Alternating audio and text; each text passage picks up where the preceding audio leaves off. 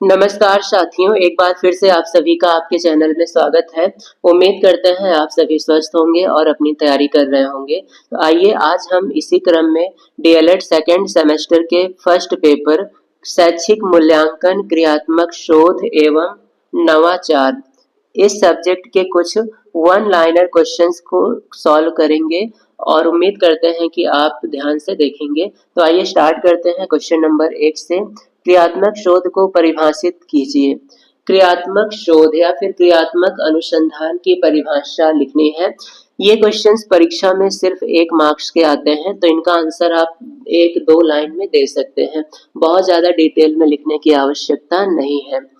तो कोरे की परिभाषा बहुत फेमस है क्रियात्मक शोध की, तो ये वाली परिभाषा आप जरूर याद कर लें। क्रियात्मक अनुसंधान या क्रियात्मक शोध वह प्रक्रिया है जिसके द्वारा व्यवहारिक कार्यकर्ता मनोवैज्ञानिक ढंग से अपनी समस्याओं का अध्ययन, अपने निर्णय और क्रियाओं में निर्देशन, सुधार और मूल्यांकन करते हैं। क्रियात्मक शोध या क्रियात्मक अनुसंधान एक ऐसी प्रक्रिया है जिसके द्वारा कोई भी कार्यकर्ता मनोवैज्ञानिक ढंग से अपनी समस्याओं का अध्ययन, निर्णय और उसमें सुधार आदि करते हैं। अगला क्वेश्चन है, एनसीईआरटी के अनुसार मूल्यांकन की परिभाषा लिखिए। एनसीईआरटी के अनुसार मूल्यांकन की परिभाषा क्या होती है?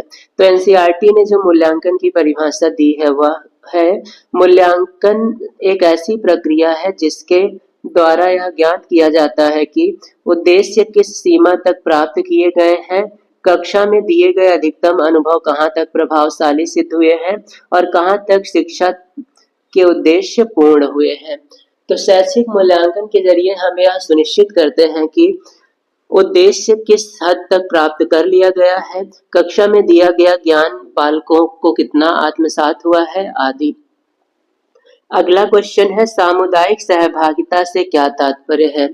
सामुदायिक सहभागिता का अर्थ है विद्यालयों की योजनाओं और प्रबंधन में माता पिता और समुदाय के सदस्यों की भागीदारी। अर्थात विद्यालय में जो भी कार्यक्रम होते हैं उनमें माता पिता, समुदाय के जितने भी सदस्य हैं सबकी उचित भागीदारी को सहभागिता कहा जाता है।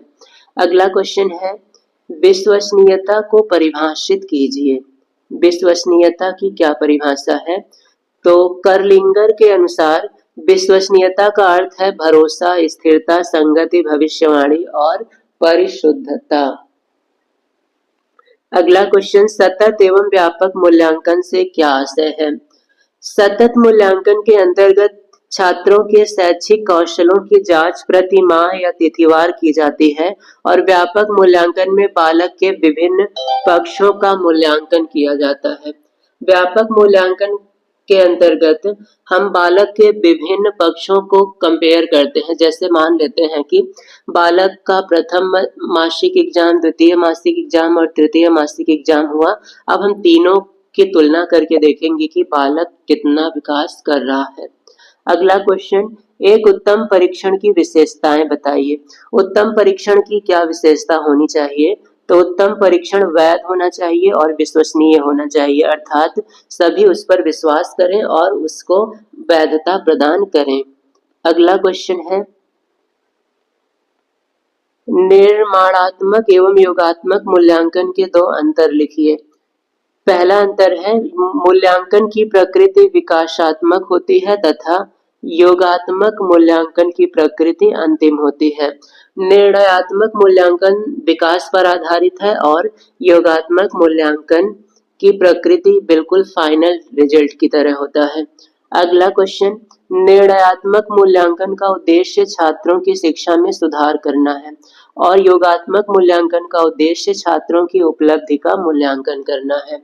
निर्णयात्मक मूल्यांकन का उद्देश्य है कि बालकों के विकास की प्रक्रिया को तीव्र किया जाए और योगात्मक मूल्यांकन का उद्देश्य होता है कि छात्रों ने अभी कितना सीखा है उसका मूल्यांकन करना। अगला प्रश्न है, मापन एवं परीक्षण में एक अंतर बताइए। मापन एक भौतिक प्रक्रिया है जबकि परीक्षण एक मानसिक और मनोवैज्ञानिक गुणों से युक्त प्रक्रिया है। मापन के अंतर्गत हम किसी वस्तु का मापन करेंगे जबकि परीक्षण के अंतर्गत हम किसी बालक की मानसिक स्थिति का पता लगाते हैं। अगला क्वेश्चन, ब्लूम के अनुसार मूल्यांकन के उद्देश्यों का वर्गीकरण कीजिए। ब्लूम के अनुसार मूल्यांकन के 3 उद्देश्य हैं। पहला ज्ञानात्मक, दूसरा भावात्मक और तीसरा क्रियात्मक। अगला प्रश्न है, मापन के 4 स्तरों के नाम लिखिए। मापन के 4 स्तर हैं, नामित, क्रमित, अंतरित और आनुपातिक। ये चारों स्तर मापन के हैं। अगला क्वेश्चन, मांसपेशियां एवं अंगिक गतिविधियां मूल्यांकन के किस पक्ष से संबंधित हैं? मांसपेशियां एवं अंगिक गतिविधियां मूल्यांकन के कौशलात्मक पक्ष से संबंधित होती हैं। मूल्यांकन के कौशल पक्ष से इनका संबंध होता है। अगला प्रश्न है, मूल्यांकन का लक्ष्य स्पष्ट कीजिए। मूल्यांकन का लक्ष्य पृष्ठपोषण, अभिप्रेरणा, अधिगम्य वृद्धि, शिक्षण की गुणवत्ता को बढ़ाना, वर्गीकरण, चयन, निर्देशन आदि में सहायता करना है। नेक्स्ट क्वेश्चन, उपचारात्मक शिक्षण क्या है? उपचारात्मक शिक्षण यह होता है, छात्रों की त्रुटियों का ज्ञान होने पर उन्हें दूर करने हेतु दिया जाने वाला शिक्षण उपचारात्मक शिक्षण कहलाता है। छात्रों में यदि कोई त्रुटियां हैं तो उनको दूर करने के लिए जो शिक्षण दिया जाएगा उसे हम उपचारात्मक शिक्षण कहते हैं। नेक्स्ट क्वेश्चन, क्रियात्मक शोध के चरण प्रदत्त विश्लेषण से क्या आशय है?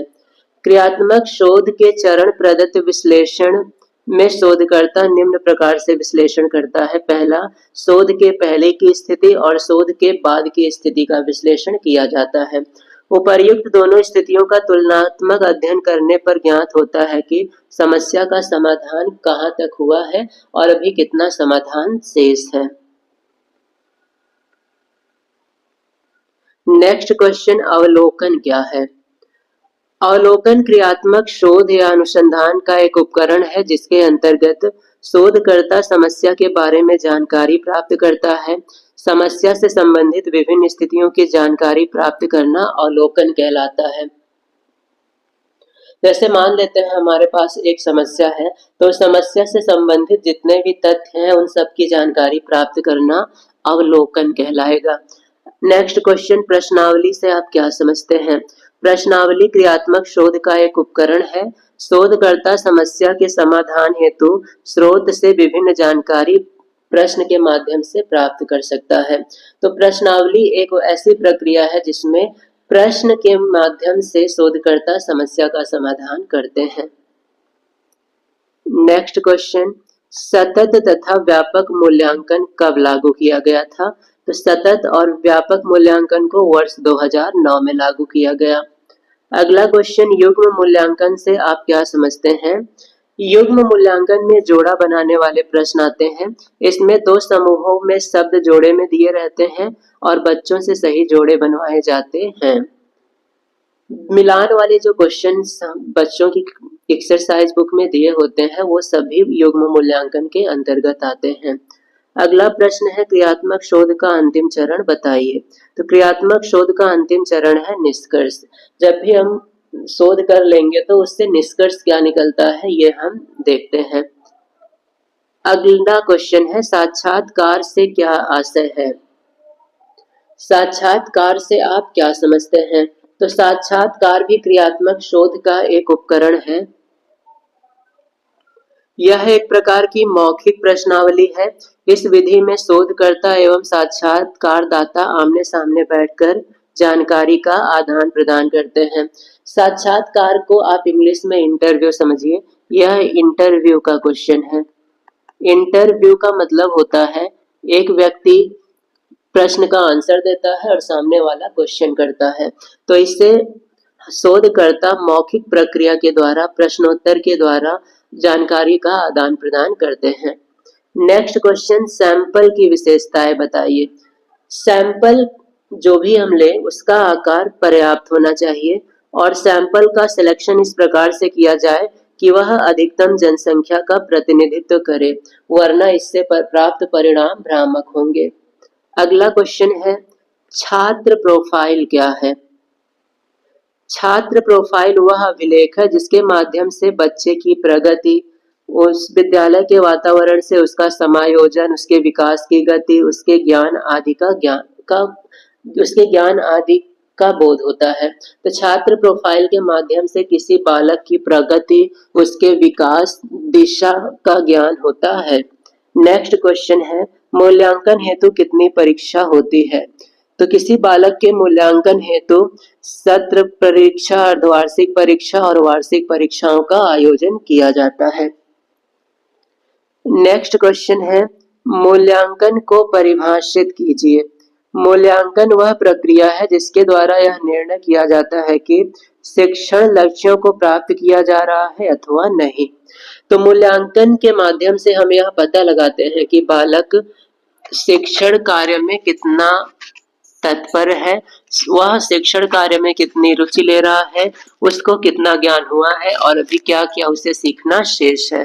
तो इन सभी तथ्यों का हम पता लगाते हैं मूल्यांकन की प्रक्रिया के द्वारा। तो ये था डीएलएड थर्ड सेमेस्टर का फर्स्ट पेपर, शैक्षिक मूल्यांकन, क्रियात्मक शोध एवं नवाचार के कुछ वन लाइनर क्वेश्चंस।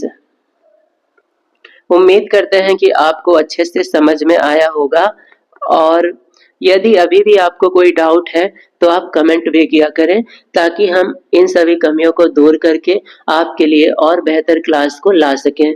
तब तक अच्छे से तैयारी करते रहें और अपने समय का सदुपयोग करें, दुरुपयोग करने से बचें। तभी आप एक अच्छे स्टूडेंट बन सकते हैं और अच्छा मार्क्स प्राप्त कर पाएंगे। तो तब तक आप अपनी अच्छे से तैयारी करते रहें। हम अगली क्लास में फिर से मिलेंगे।